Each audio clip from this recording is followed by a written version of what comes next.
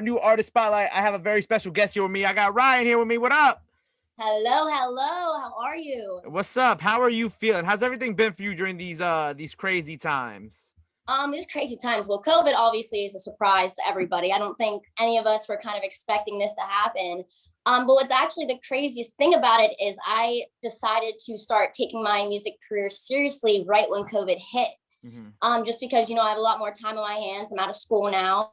And now that I can just kind of focus on that, so lately I've just been getting the studio because those are open, thankfully, social distancing with your engineer and stuff. But yeah, I've been getting into the world of creating music, knowing the business side of it. And now I'm just ready to kind of get my foot in the door and start pushing myself as an industry artist. I love that. Yeah, because I was about to say, like, there were a lot of people who like you, started taking music seriously last year with everyone being home and whatnot. And you released War was the first single you released, right? Yes. So why did you decide to start taking music seriously during the pandemic?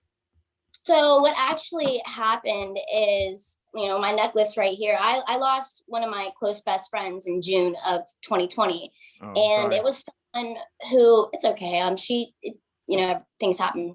And, she really pushed me and my music. I actually did the national anthem for the Pittsburgh Pirates when I was like 13, 14 a few times, and she was on the field with me.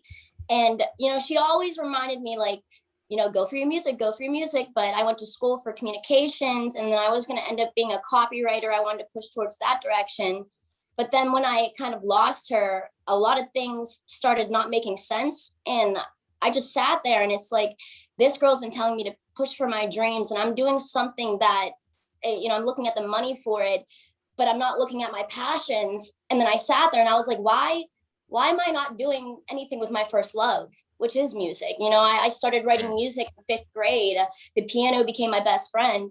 And then I started adding lyrics and everything. And after losing her and losing such a huge support system, it didn't make sense for me to keep sticking with something that I enjoyed and I liked, opposed to doing something that would make me feel complete for the rest of my life.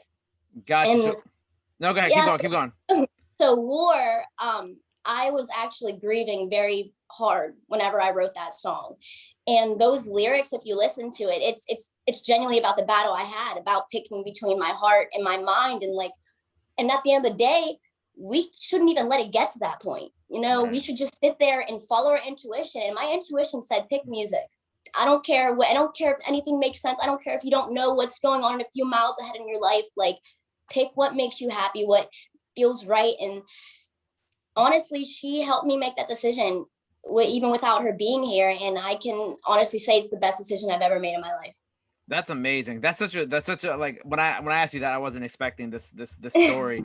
and I love that, and so going from War into, like, your first project, which dropped this year, correct? Yeah.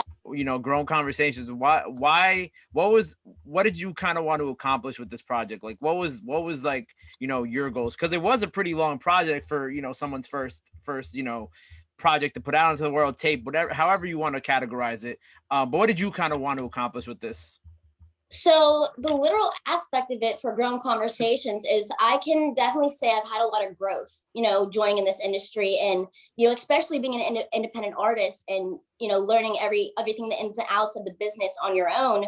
I wanted to make sure that I was doing this for me and doing this, because I loved it. And so every single song that's on my Grown Conversations is a literal conversation about something I've had within my mind, whether it's regarding my love life, whether it's getting past a battle, whether it's, just deciding the right route and what's good for me opposed to what's ever good for everybody else. And like, I consider myself an extrovert. I love conversating. I love talking. With my degree in communications, it's just getting to know people and their stories. It's so fascinating for me. So with Grown Conversations, every single song is me. You'll hear my personality. You'll hear my thoughts. You'll hear how I think about things, my twist on life.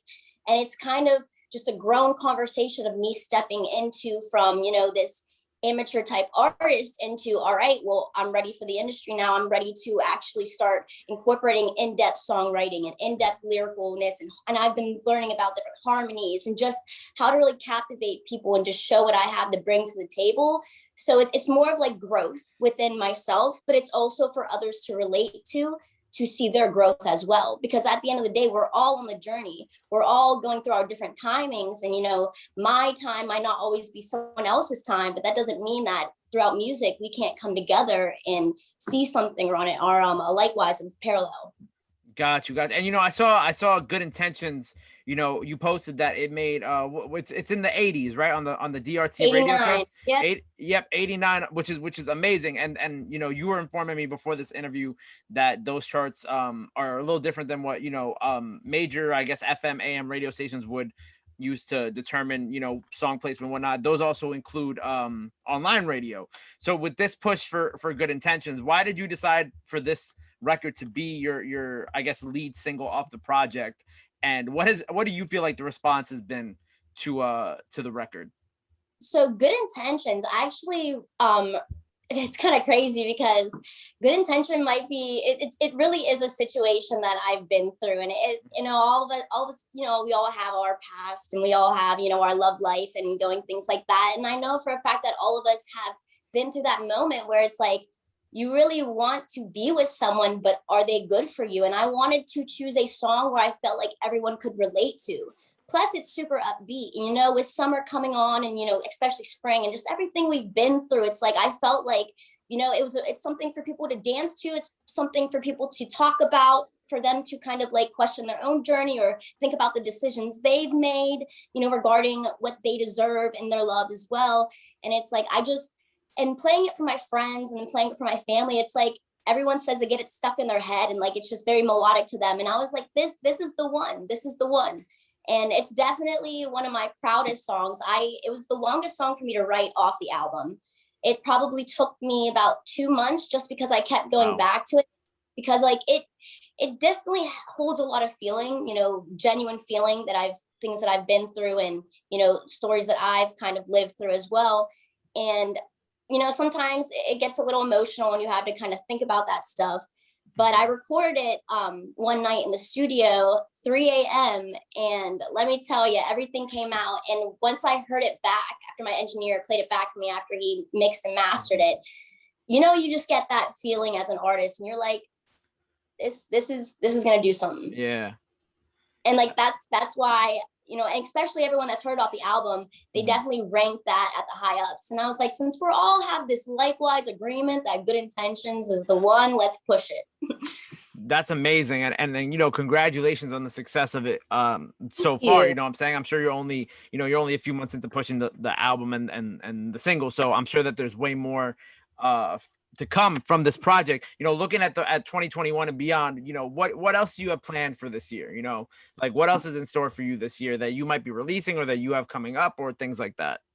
You guys are going to be hearing a lot more features coming up. So my album Nice. definitely a lot of stuff, but now what I want to do is I consider myself a very versatile artist. I like to go all different types of genres. I believe that you should never limit yourself to a genre. You know, like I love rock, I love rap, I love trap, pop, reggae.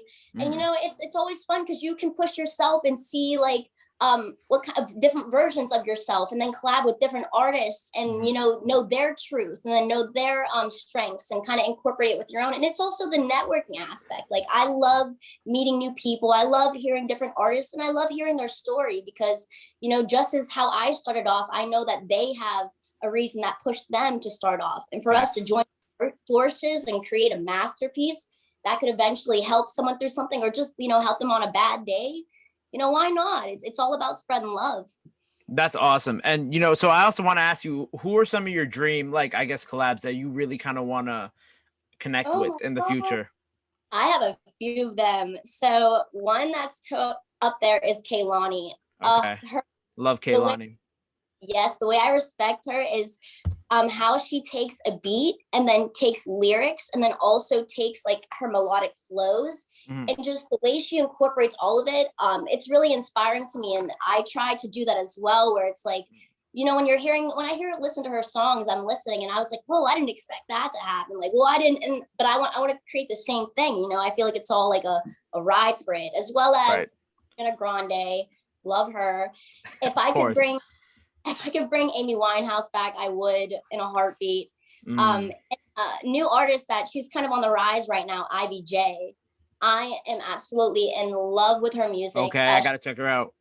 Like pop R&B, and oh my gosh, it's the way that she does it as well. It's like she's a big one I want to collaborate with. Her song Love Song is what put me on her. I would recommend you listen to that because it's just amazing. And you know what? We're going to manifest these all for the future, because I feel like if there's one thing that we've learned, you never know what's going to happen, especially kind of like looking back at, you know, today, the day that we're recording this interview is the day after the Grammys. And, you know, there was a tweet that went around today that Megan Thee Stallion put out, I think 7 years ago. And she's like, this music shit is really going to take off for me. I just need a team. So, you know, you never really know. And she talked about Beyonce mad long ago too. So you never really know where things are going to be 7 years down the line from now. So we're going to manifest all these good things. Yes. And we're going to like hope for the best for you. Too. I'm so huge on the spiritual world and like all that stuff. Like I actually just converted completely over to spirituality. Nice. I have moldavite around my neck right now, which is like this huge crystal everyone's been talking about on TikTok, where it helps you become your higher self. And you know, right before I learned about the promo tour, I bought this off Amazon. And then I was wearing it for 2 days, and then I got the call, and I was just like, shut up. I was like, I know it's happening. I was like, it's time. That's amazing. Yo, and you know what? I'm so excited for everything you got coming this year. You know, before I let you go, is there anything else that the people got to know about, you know, coming from Ryane this year? So we got the promo tour, maybe some more music, some more features, is videos. I don't know, but is there anything else that people got to be on the lookout for? I would say, so June 1st, introducing Pride Month, get ready for the Good Intentions music video, because it'll be dropping, and it might have a little storyline to, you know, enter into Pride Month.